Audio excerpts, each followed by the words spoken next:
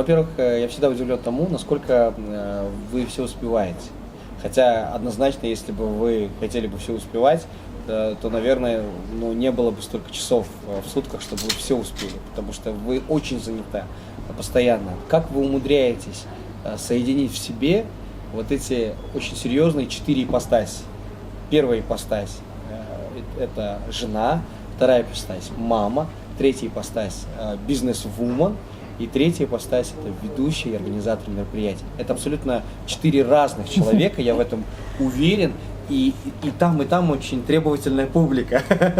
Особенно если говорить о Дизде и о детях. Да, вот в целом, вот как умудряетесь? Не бывает ли такого, что вот хочется: мам, будь с нами, хотим, чтобы вы были дома. Вот я об этом. Это крайне сложно, но в то же время я понимаю, что они дают вам вот этот простор для реализации вашего творческого.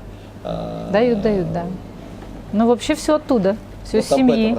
Все начинается с семьи, потому что когда я только начинала эту деятельность, когда я просто начинала работать культорганизатором, и тогда вообще не было никакого ожидания, что я когда-то буду что-то на сцене, да. Но когда пошли первые гастроли и первые шаги, когда сказали «надо», и мы поехали, выезжали на неделю по всей Карагандинской области, и вот тогда я вообще становилась ведущей и организатором, и певицей в одном лице. Это была очень большая карагандинская школа самодеятельности. А вот, пожалуй, с этого, если начать, вот тогда, прежде всего, муж, он относился к этому с пониманием. То есть это была моя основная работа, за которую я получала, 40 тысяч или 60 тысяч тенге. И за выезды наши артисты получали по 1000 тенге, как ты только что говорил, за каждый концерт, а в день у нас было их 4. И тогда вот получалось, что надо было их скоординировать и провести самой что-то сказать, и казахша, и урша, и еще спеть одну песню, чтобы программа не была бедной. Вот тогда мне приходилось петь кобыз, вести казахша и быть организатором. Ну и, соответственно, дома меня ждала всегда семья. Мне всегда помогала мама и помогает до сих пор. Всегда почему-то, как говорят, я такая везучая на помощников. У меня всегда есть рядом люди, которые мне помогают. И они всегда мои близкие люди, да. Родители, сестренки, братишки, то есть это семья. Одним словом, самое важное – это твоя семья, и когда ты понимаешь, что где-то есть такие моменты, где-то ты семье нужнее, то в любом случае, и такие периоды в моей жизни были, когда я выбирала семью, и вот реально тоже сказала: нет, много это не нужно, вот лучше мало, но качественно, да, и к этому тоже пришла. И стала, скажем так, меньше тратить на это время. Но был период становления бизнеса, когда, естественно, с утра до вечера ты на работе. Самое важное в этом случае, вот я всегда мамам говорю, женщинам говорю, без чувства вины. Когда есть сильное чувство вины, оно сказывается на детях. И прежде всего, раз ты работаешь, работай с удовольствием и не переживая за то, что дома дети не накормлены. Всегда можно организовать это. Быт, он всегда такой вот, в принципе, понятный, доступный завтрак, обед, ужин. У тебя должно быть это все заранее продумано, распределено, делегировано, да. А вот раз ты уже это сделал, так уже будь добр, будь тут, да, будь на площадке и не думай о том, что ты виновата, что вот у тебя муж один или у тебя семья не накормлена. Ну, раз уже это все идет, важно вот здесь быть без чувства вины. И тогда, соответственно, энергия твоя будет тут правильно, и в семье, как раз, кстати, зеркалить тебя не будут. То есть вот это чувство вины внутри, оно всегда отражается прежде всего на детях. И когда я сейчас иногда вечером собираюсь на мероприятие, и мне сын говорит: мам, ты куда? Я говорю: я на работу.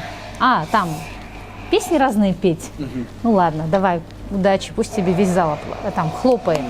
Как на своем детском языке мне желают удачи, мне вот это для меня самое родное и приятное, когда мой сын меня понимает и не истерит, и не говорит: мама, ты куда? Он ждет меня, потом, когда я прихожу, мы садимся всей семьей, пьем чай, хоть в час, хоть в 2 ночи. И вот эти теплые моменты, они всегда возникают из понимания и с умения договориться. Самое важное – это договориться. Уметь передоговориться. Если что-то не так, и всякое бывает, да, я понимаю, у всех у нас, то в этот момент важно сесть за стол переговоров и сказать: так, дорогой, что не нравится, давай будем исправлять. Если не нравится, давай вот это, давай вот так сделаем. То есть всегда важно как я говорю, подписать контракт с самим собой, во-первых, что тебе это комфортно, и ты это выбираешь, и со своим близким человеком, со своей семьей. И тогда будет все хорошо, и ты все успеешь. В принципе, вот это так, договориться. Ну, все равно, 4 личности, вы такая хрупкая девушка. Правда, это сложно, мне кажется, это трудно объяснить в целом, чтобы было понятно. Даже не знаю, как объяснить. Вам это удается. Ну, как-то вот, наверное, да, путем переговоров и путем поддержки. Вот это прежде всего. Всегда поддерживает команда, дома, да. надежный тыл, вера, поддержка мужа и постоянное вот это вот компромиссное отношение. В любом случае только это. Если бы этого не было, если бы семья, муж не поддерживал, естественно, я бы не была ни в бизнес-вумен, ни в ведущей на сцене долго, наверное. Как-то так. А сейчас... Как перезагружаетесь? Вот бывает же такое, что нужно перезагрузиться? Перезагрузиться? Я очень люблю... Есть, допустим, 3-4 способа перезагрузиться от Жанны Абакировой. Так, выключаем Жанну Абакирову, включаем просто Жанну, да? Жанна очень любит мороженое. Жанна очень любит музыку. Очень люблю читать. И очень люблю, конечно, путешествовать. Для меня перезагрузка – это вообще из одной среды в другую, да, это как моя поездка в Америку, раз, перезагрузилась. То есть в любом случае, наверное, смена обстановки, она всегда перезагружает любого человека, я считаю. Но если некогда, и вот все прям надоело, я, конечно, очень люблю еще общаться с подругами. У меня немного таких, 1-2 человека, с которым я могу вот поплакаться, быть неосознанной такой плохой Жанной, которая там пожалуется на всех и вся, и сама такая хорошая, все такие плохие. И она скажет в этот момент нужные слова, и я прихожу к нужному решению, к нужному какому-то такому ресурсному состоянию. Это вот общение. Общение со своими подругами, наставниками. Очень такие вот есть у меня несколько человек, к которым я могу по вот определенным поводам обратиться на расстоянии там WhatsApp, директа в Instagram даже могу написать, да, и получить свои ответы. И в основном еще работа, конечно, с собой. Работа психологическая. То есть получается 5 китов, да? Ешь, болей, люби, путешествуй, общайся. Да. Самое главное. Вот, блин, все рецепты ты знаешь. Классно. В принципе, так, да. Ну, еще один вопрос я хочу задать. Он меня давно интересует, на самом деле, да. Okay. Как вам удается всегда выглядеть так, вот сногсшибательно, действительно? Вы всегда в полном порядке? Не знаю. Это уже привычка, что наверное. Это? Правильное питание, там постоянные походы в зал. Хотя я никогда не видел, чтобы вы в зал ходили. Не хожу. Никогда не видел там сторисы. Я на беговой дорожке тоже. Не на беговой, я... Нет, как удается? Как там хорошие гены или просто да. Скорее всего. Прекрасные люди вокруг? Что? Ну, во-первых, гены, да. Гены, спасибо моим родителям. Моя мама тоже сейчас в отличной форме, хорошо выглядит. Наверное, это семейное. Но, естественно, в силу того, что есть определенные сейчас у нас обстоятельства какие-то разные, да, поздно встаешь, там, поздно ложишься, там, рано встаешь и так далее, нагрузка. Соответственно, конечно, это важный момент тайм-менеджмента, когда я очень стараюсь себя приучить ложиться до 12 спать. Конечно, тогда, когда нет мероприятий, да, вставать пораньше и уделять себе время с утра, час-два. Я очень люблю выходить в ботанический сад, погулять, подышать. А вот сейчас немножко холодно, привыкаю, еще как-то не могу себя из-под одеяла вытащить утром на улицу. Но в любом случае утренняя медитация, утренний разговор с собой, не вскакивать с кровати сразу, а вот как-то с собой перезарядиться и загрузиться на этот день важно. Важно... Ну, естественно, это уход за собой, элементарно, постоянный. Это постоянные вложения. То есть это большая работа. Огромная работа, но да. она все равно остается за кадром, чтобы в кадре быть в полном порядке. И вам это удается, Жанна? Спасибо. Ты знаешь, этому есть к чему стремиться просто. Ну, наверное. А вы реально пишете сценарий, вы реально это продумываете, вы делаете какие-то авторские номера, вы создаете мероприятия от начала и до конца. Вы режиссер. Да, режиссура, это пришла ко мне, наверное, с моей деятельности в филармонии. Я проработала 8 лет в филармонии, в творчестве, и там приходилось мне, как начальнику творческого отдела, писать сценарии, и тогда я рыдала, не понимала, как я могу это сделать, но когда шеф говорил: Жанна, пиши, ты сможешь, я знаю. это вот эта вера, да, я знаю, ты сможешь, она давала мне как-то какую-то вот, наверное, силу, вдохновение, и я прям писала просто как могла. Всегда, когда чего-то не можешь делать, ты просто начни что-то хотя бы писать на бумаге. Когда ты начинаешь писать, у тебя перед тобой план какой-то, хоть бизнес-план, хоть, не знаю, сценарий какой-то, хоть пролог какой-то, та же картинка мероприятия, как ты это видишь, начиная вот «Здравствуйте, первый гость зашел», и даже до того весь твой чек и весь твой вот этот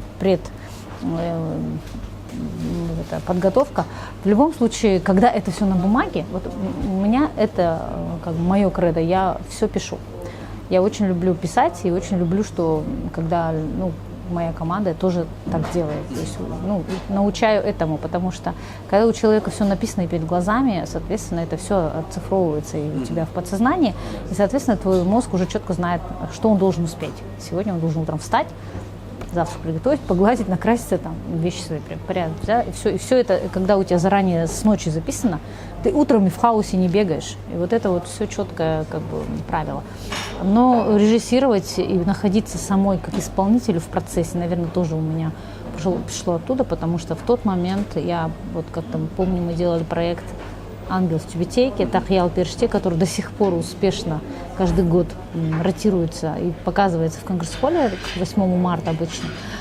Мне пришлось пересмотреть вот этот фильм, наверное, 150 раз и выписать каждое слово. И из этого все ненужное отсечь, собрать музыкальную программу и срежиссировать эту такую музыкальную, такую, не знаю, художественную постановку. И при этом быть вот этой Айшой в каре, в этой будке. Саламатова. То есть как-то вот именно там для меня была такая свобода, благодаря нашему руководству, которое сказало: Жан, ты сможешь. И я вот писала текст для всех, и мы это все соединяли с песнями. Вот весь этот музыкальный шикарный фильм, да, а его нужно было соединить, чтобы это был вот такой мюзикл небольшой, часовой. И когда приехал сам этот Агашка, который играл Тахьял Перште, Бибигуль Апамус приехала, та же Айша, она преподаватель иностранного языка, как и я в прошлом, оказывается. И вот когда мы это все собирали, для меня это был такой огромный классный творческий процесс становления меня как режиссера, наверное, это все там начиналось.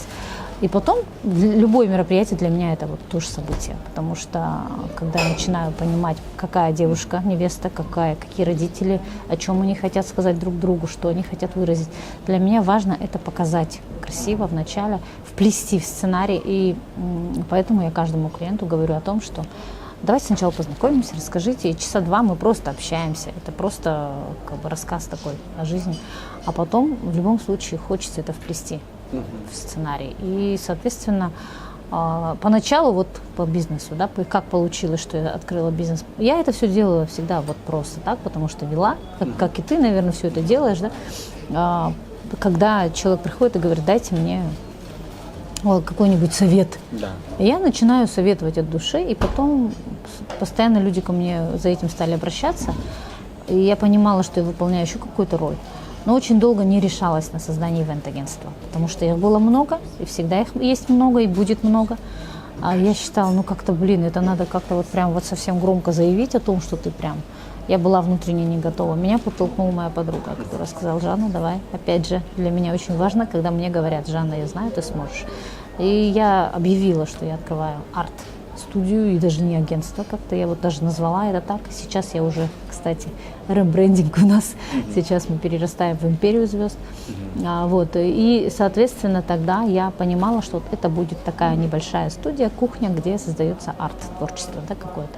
И потом вот оттуда пошло-поехало именно то понимание праздника изнутри. И ко мне, когда приходили, говорю: вы же ведете, и мне было легко понимать, где надо паузу сделать и беж подать, а где можно там поиграть. И, соответственно, когда ты изнутри это знаешь, как ведущая, ты сама это 10 лет проходила каждый день, и, соответственно, ты и пишешь поминутно весь сценарий, и когда все по часам все сходится, все удивляются: что ты по вашему сценарию можно часы проверять. Я говорю: это как бы не говорю, что идеально всегда так. 5-10 минут, но в основном вот так. А в последнее время даже уже и не так. В последнее время я сейчас пришла к тому, что я больше сейчас слушаю сердце. Раньше, если я включала больше мозги и просчитывала все, в последний год-два, после того, как стал заниматься уже психологией и вот саморазвитием, я понимаю, что там могут сыграть другие энергии, могут сыграть какие-то другие обстоятельства, и там вообще не нужно вот это, а можно вот просто спеть вот такую душевную песню, где, казалось бы, надо танцевать. Ну, то есть... Будет классно. И вообще сейчас на полном доверии к ведущему я всегда работаю. Если раньше я требовала больше, я была очень требовательной в работе, сейчас я даю просто комфорт, я даю как бы заботу извне команды, а ведущий, он творит свой праздник сам. Свободный художник. Ну, конечно, Но бывают под контролем. моменты где-то как-то что-то, но даже просто мое присутствие там, оно как-то делает свое дело, и мне не приходится ничего говорить. И, в принципе, любой ведущий, как бы я так считаю, что чувствует со мной себя комфортно. И работать как бы ему легче, когда есть моя команда рядом. Круто. Спасибо. Жалпы осы бағдарламадан тыс алда қандай басқа да проектілеріңіз бар бірге жұмыс жасайтын? Бірге жұмыс жасағыңыз келе ма? Иә, ұсыныс болып жатса қандай проект? Алда бір үлкен проект бар негізі. Оны қазір мына жерде ашып талдап ұстауға енді мүмкіндік жоқ, бірақ дегенменен бағанадан бері байқап жатқан шығарсың, сұрақтың ішінде жаңағы өзіңнің тәлімгер ретінде шәкірттерің бар ма деген нәрсе ғой. Енді біз өзіміз сахнада 15 жылдан аса жүргеннен кейін өзімді қараңғылықпын. Артынан да көп үйреніп жүрген, бір ақыл кеңес алып жүрген адамдар көп. Бірақ соны бір кәсіби деңгейге айналдырғым келеді, кәсіби бір үлкен империя құрғым келеді. Болады ол да. Біздің өнер жолында жүрген қаншама талантты жастар бар. Соларды жетелейтін тәлімгерлер біздер болсақ, дұрыс бағыт берсек, дұрыс ақыл кеңес берсек, ол өз беттерімен бірдемелерін таба салып, жаңағы копировать ете салып, енді қоятын ба, қоя ма деген бір үмітім бар. Сол бір біліп алып, өзімізді оқыған тәжірибеміз бөліссек, Болады. бір үлкен орталық ашсам, соған тәлімгер ретінде өзімді шақырсам, қарсы болмай шығарсың. Қарсы болмаймын әрине. Келістік. То есть я всегда думал, что имя Жанна Аубакирова звучит очень круто. Я думал, вот фамилия ваша, это псевдоним все-таки, ну, в плане того, что это может быть имя отца бывает там, да, или мужа может быть. Ну, не то, что фамилия, а имеется в виду, это псевдоним Жанна Аубакирова, или это реально в документах имеется, то есть, ну, как бы не поменяли, а имелось это с детства. То есть, я вам объясню, допустим, у Хайрата Нуртаса фамилия не Нуртас, да, Айдарбеков у него фамилия, да, Айдарбеков. Ну, Нуртас это имя отца. То же самое, я ее да, то же самое у меня. Допустим, у меня фамилия долгая. А Абильхаир это имя моего отца, то есть Бахтияр Абильхаира, то есть имя отца, да. То есть как-то получилось, что это даже не фамилия. А вот Жанна Аубакирова это реальная фамилия? Это реальное имя, да. Я Жанна с рождения, и очень часто меня называли по-разному Жанара. То есть не Жанар, да? Не Жанар. По-разному. Ну, вот мама очень любила, любит свою сестру, ее звали Жанат, и в честь этой нашей любимой тети меня назвали, но так как в то время по-русски называли Жанат Жанной, и вот мне прям в свидетельстве о рождении написали Жанна. И когда говорили, это же не казахское имя, я говорю, это мое имя, я не могу его менять на Жанар только потому, что оно не казахское, да? Не, ну нынче, конечно, так не Соответственно, скажешь. оно дает, да, характер, и я всегда почему-то представляла себя Жанной Дарк, потом, когда я узнала, что есть Жения Аубакирова, и часто бывает, спрашивают, вы как вообще, кто второй Бакирову к Жене Аубакировой, как вы вообще, имеете какую-то ли связь, да? Нет, абсолютно, у меня папина родная фамилия Жанна Аубакирова, и я очень хотела поменять фамилию, когда выходила замуж, но в последний момент моя близкая и любимая сестра почему-то меня отговорила на тот момент, а муж как-то согласился, он любил меня, неважно ему было, какая у меня фамилия.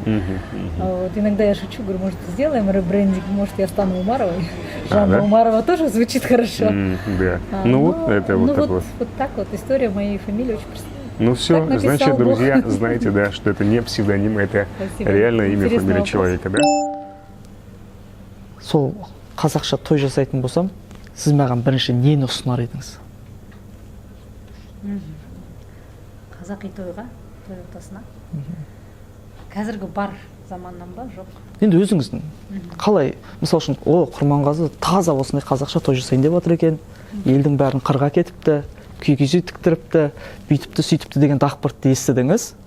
Алғашқы сіздің маған ұсынатын ұсынысыңыз?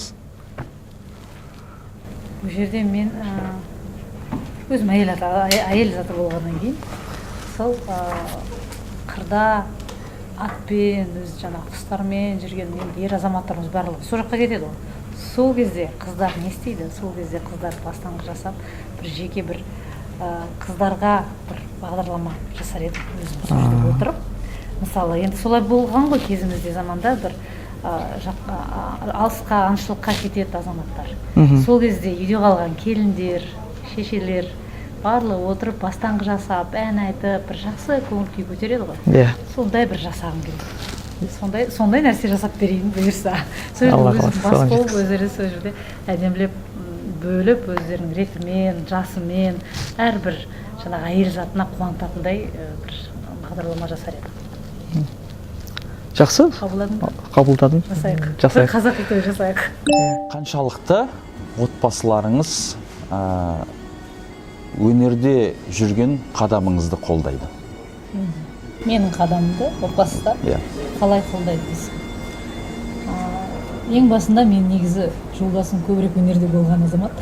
Ондай да бар мен. Ондай болды, оны бәрі біле бермейді, өйткені сахнаға бірінші шыққан, өнерде, жаңағы шығармашылық ансамбльдерде болған менің жолдасым. Бір үлкен бір жанұялық емес, мектеп ішінде үлкен ұстаз болғаннан кейін, өзі ұйымдастырушы болғаннан кейін, көптеген осындай шараларды өзі ұйымдастырады. Мүмкін маған содан беріліп келген ба? Мен тек сол жолдасымның қасында болайыншы деп үйде отырмайыншы деген амалмен жұмысқа шығып, қасына болуға тырысып, мектепке тұрған болатын, негізі ұстаз болып бастаған кезде. Сол кезде бірінші біздің өнерге сахнаға шыққанымыз жанұялық дуэт болған, оны білмей шығарсың. Оны білмейді екенбіз. Сол кезде жолдасым қолына домбыра алып алған. Мен емаха, бірақ ана микрофон, мен былай тұрмын, маған жақындап қорқам ғой. Біз екеуміз қауыз жарған гүл екенбіз деген әнді екеуміз дуэт болып айттық. Өйткені ұстаз болдық та екеуміз.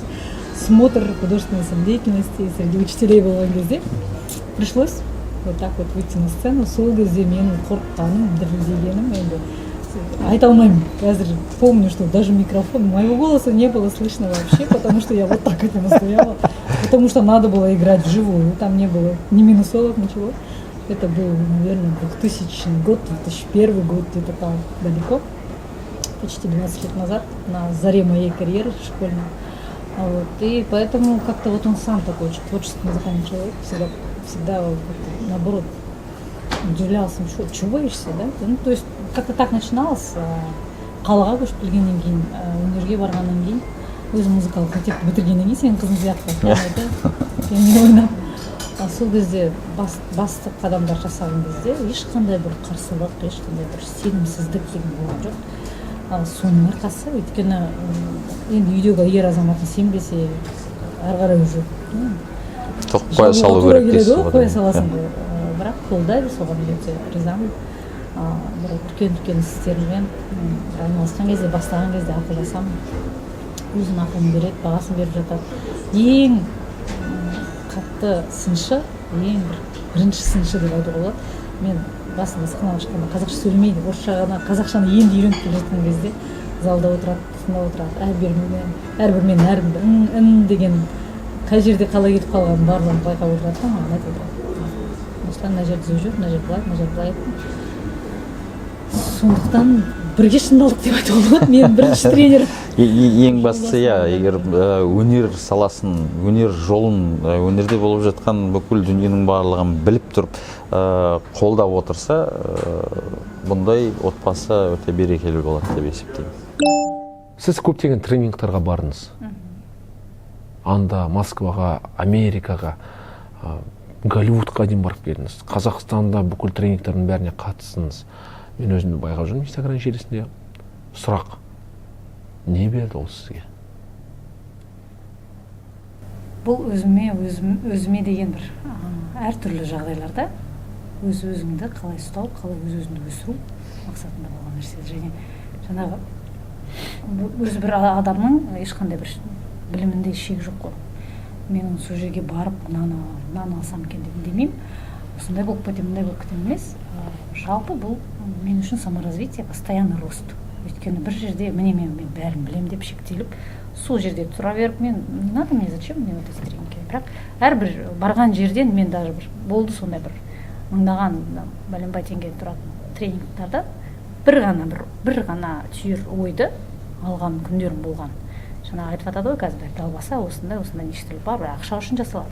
Дегенмен соның өзінде жаңағы әрбір тренингтан мен бір өзім бір түйіп алатын бір жақсы жақтарым бар.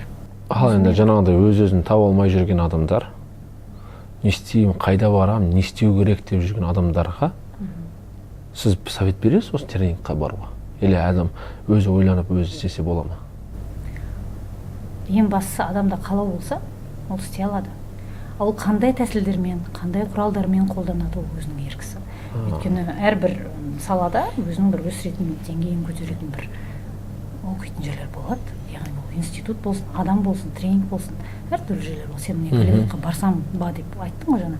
Голливудта үш айда сені үйретіп шығады, сен бірақ одан актер болып кетемін деп ойлайсың ба, ойламайсың ба, ол басқа. Бірақ сен сол жерге, сол ортаға түсіп, соның ішіне пісіп, соның барлығын көріп, барып сен өзің бір ойыңды түйін ала аласың, жасай аласың.